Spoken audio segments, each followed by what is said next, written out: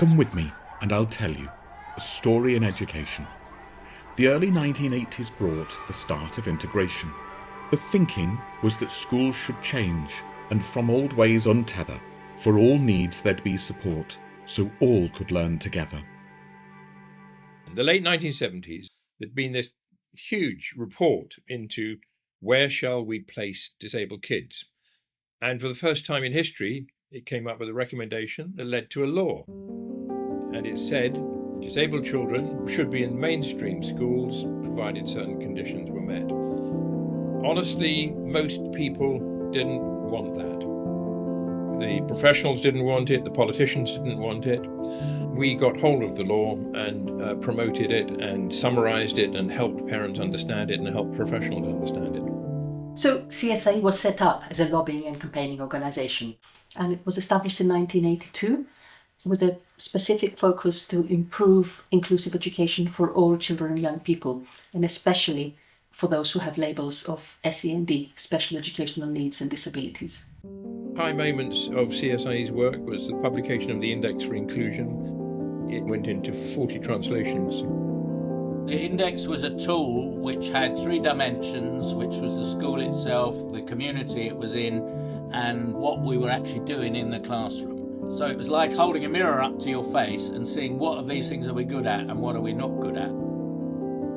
From the mid-90s came a change of word quite strong. Inclusion in a local school to show where we belong. CSIE has always been represented on the steering group of the Special Educational Consortium. The Special Educational Consortium is a group of organisations. We're looking to changes in the legislation, and all of those changes that we've sought have been influenced by CSIE.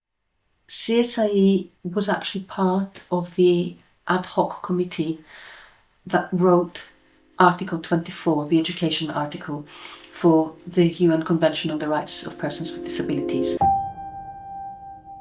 Nearly 1,000 disabled people and their allies were there as delegates and really had a big input into what should be in this convention.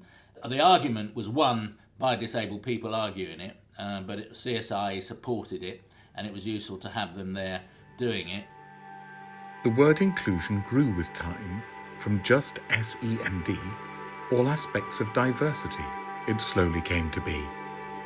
What CSIE does has kind of changed over the years. More recently, there has been also an additional focus on hands-on support for developing more inclusive education. One of the things that I am most proud about that CSIE has enabled to happen is a brilliant book called Equality Make It Happen. And within that, what we've done is produce a pack which enables people to think about how to think about equality. It's hard to think of a more important agenda than inclusion within schools. Indeed, being inclusive and getting that right is so important for our children. If we get it right in schools, we'll get it right as a society. So one of the things that CSIE has done for years, since the early 80s, is to take a very strong interest in how each local authority in England responds to the same national laws. Since the 1981 Education Act, there was a very steady decline in the proportion of children going into special schools. From the middle of 2000, it sort of bottomed out and started to increase. Around about 2010, a different mantra started coming out of the government, and it was all about parental choice. If I am a parent and my child learns differently to others, and if all of my local schools in turn tell me that we don't really have capacity to look after their needs, and so a separate special school tells me that they can, what kind of choice do I have? Since then, demand for special schools has grown out of proportion, at an extreme financial cost, and out comes great distortion.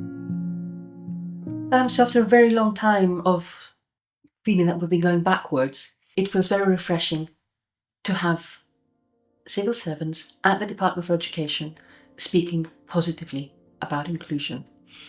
We're doing all we can to make sure that our core values form part of what will become the new education system, that disabled children's rights are acknowledged and upheld.